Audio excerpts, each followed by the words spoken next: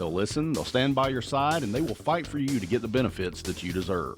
Whether it's workers' compensation, auto accidents, personal injury, or Social Security disability, Wilson, Reeves, and Silverman are here to help you. Call them today at 919-888-4011 or stop by their office at 1502 Woodland Avenue in Sanford. Wilson, Reeves, and Silverman. And we're back again with today's candidate forums for the Lee County School Board. Now we are about to interview our Republican candidate, Eric Davidson. Eric, welcome to WFJA in our candidate interviews. And let me say that you and I have known each other a long time. We have. Been friends. Yes. So, but a lot of folks who are listening might not know you at all. So I want to begin by giving you a chance to tell a little bit about your background and why you would like to be involved with the school board. I was born and raised in Randolph County, and 34 years ago I was transferred with Lowe's Home Improvement. I was an office credit manager and was transferred to the Lowe's in Sanford, the old store on Industrial Drive. We'd never been to Sanford, Lee County. Our travels had never taken us through here, but we quickly found this to be very similar to Randolph County and Asheboro, where I and my wife grew up in that area, and we chose to stay. We thought we might just be here for 2 or 3 years, but life plans changed, and we've raised both our children here, and we have established roots and friendships, and we are so thankful for the opportunity that we've had to be a part of Lee County. We weren't born and raised here, but we chose to live here and to make this our home. And so now I'm at a point in my life where my time is a little freer, and I have more opportunities to give back, and that's what my wife and I have always wanted to do. She's been at the Enrichment Center, Lee County Senior Services, for 34 years, the only job she's had the entire time we've been here. And she has worked in those areas with veteran services and with the Colts, the transportation system, and of course senior adults. And I'm so very proud of her and what she continues to do.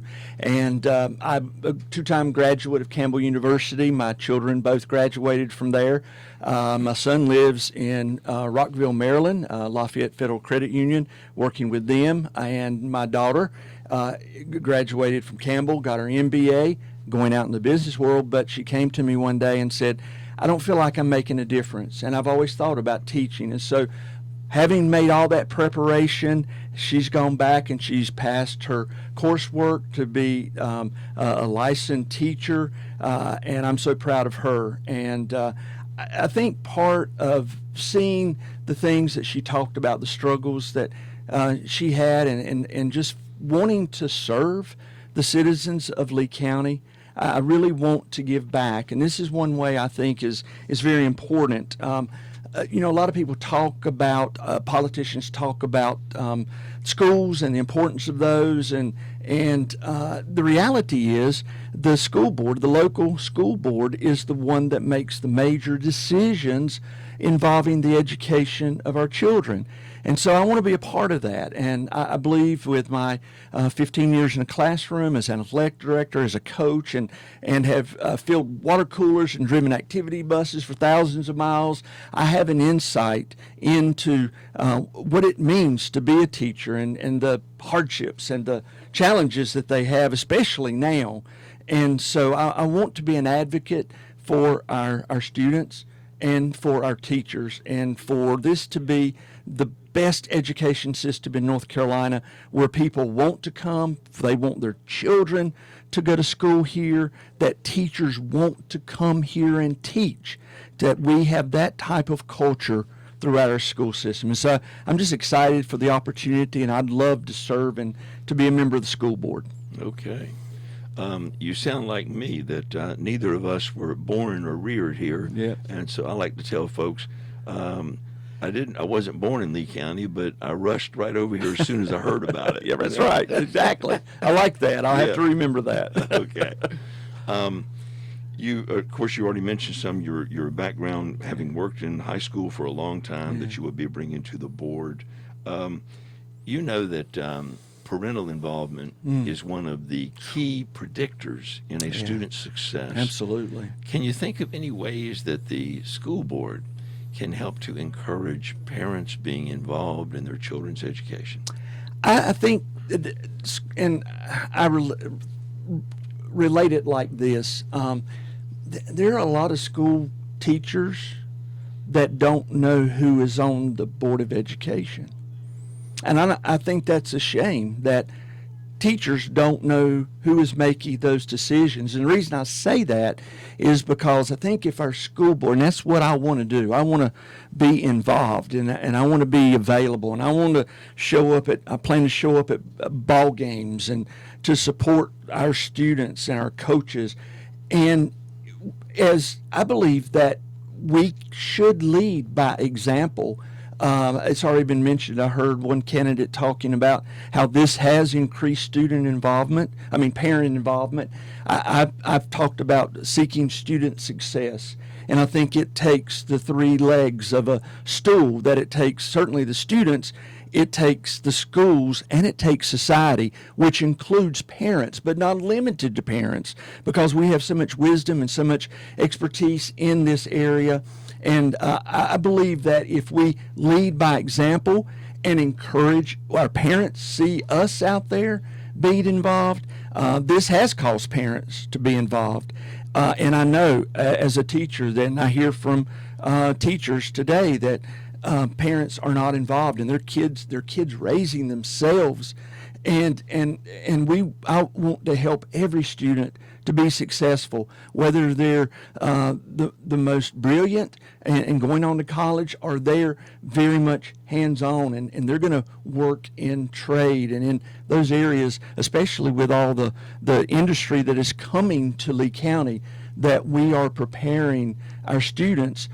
In Europe, some countries, students choose the track that they are going to go on, and they're trained in those areas. If they're not going to college and further education that way, then they're educated in the area they want. I'd love to see the possibility of a magnet school come to Lee County. I know we have STEM and all these STREAM and all these other things, but a magnet school dedicated toward developing workers, especially in industry, and I know there's others that are helping with that, but I think having a magnet school would be important. And but parent involvement, society involvement is critical for the education of students. You're exactly right. Okay. And I'm glad you brought up about magnet schools. I noticed in your interview in the newspaper that you had talked about pretty much that you'd like to see the Lee County explore the possibility Exactly. of that. Yeah. Obviously, we're in the middle of a pandemic, Right. and it has made school crazy and difficult for the last, 6 or 8 months. As we try to get all the kids back into school as soon as possible, what kind of guidelines do you think that the school board should use in making the decision of when to let kids back in and when to send them back home? And what should you guys be looking at if you're elected? That's a hard issue because we've never been here before. But one of the things that is concerning me, this comes from the Lee County Schools COVID-19 dashboard, and as at the end of last week, we've got 20 students quarantined, 1 student that's positive, staff that are quarantined, 4 staff that are positive. How many staff? 24 staff quarantined and 4 staff that are positive COVID-19. This is from information on the school website dashboard, the COVID-19 dashboard. I'm not sure how many people are following that or even aware of that. I want to draw attention to that. I think we've got to be looking at those numbers, and we've also had to follow the science, like everybody says. We know this is it feels we've been on this roller coaster in North Carolina, up, down. One of the questions was, what is your position on learning during this time? The best learning is in school, in person, but I think our teachers are being able to teach remotely, students in the classroom, they have had that choice. Parents have opted out some of their student or their children. They're learning remotely. There's not one size that fits all.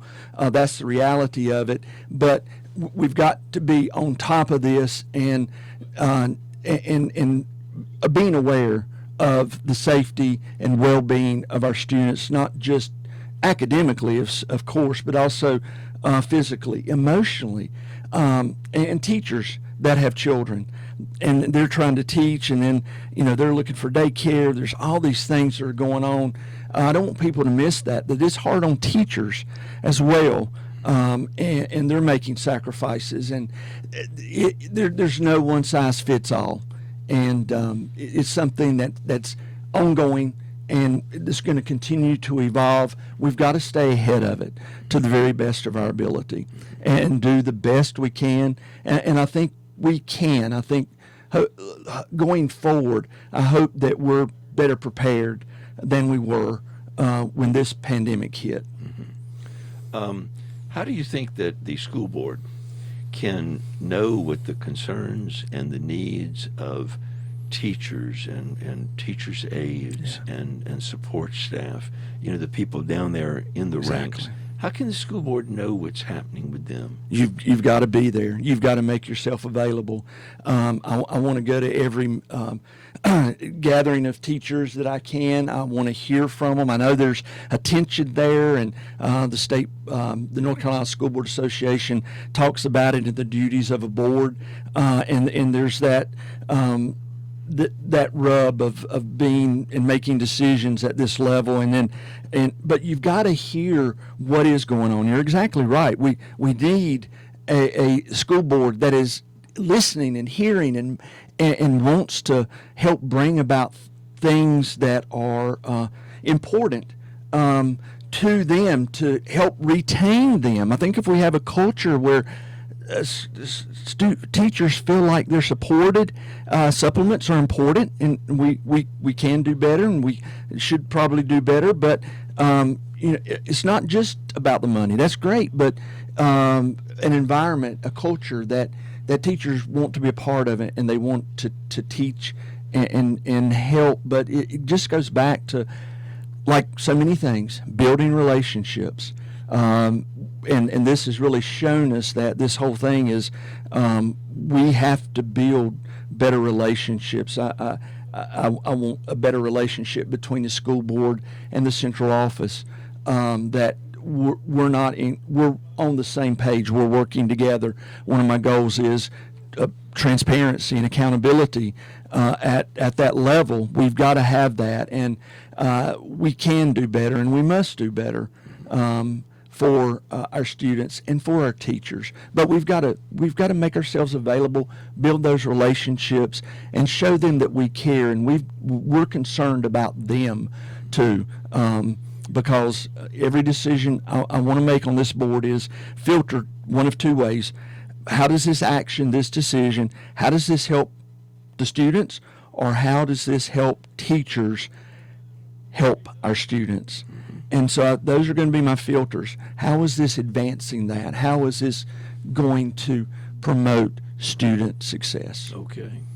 Eric, during your working years, you, I know, have been a teacher in high school and an administrator and also a coach and so forth. What do you think are the best attributes in the leadership of the school system, the superintendents, the principals, the directors? What are the kinds of attributes of leadership? And I should tell you, you've only got about 40 seconds for this answer. All right. Okay. Well, again, it goes back to relationships, and there's a lot of caring people. The people that serve on the board, they've got to care. They wouldn't be doing this, but that there is that caring relationship, and people know that they can come to you, they can trust you. And some of my greatest success in the arena of education is a student to come back years later and say, "You made a difference in my life." And that's, to this day, thrills me. And even to hear a student still refer to me as coach, That is something special, and I wish everybody could have that experience, because teachers are making a difference, and they want to make a difference. Let's help them. Let's help our students, our schools, our society. Let's work together and see what we can do. Okay. Thank you for that passionate interview, and I appreciate those comments. And I just want to say a special thank you to Eric Davidson for his time today in these candidate interviews. We're going to take another 60-second break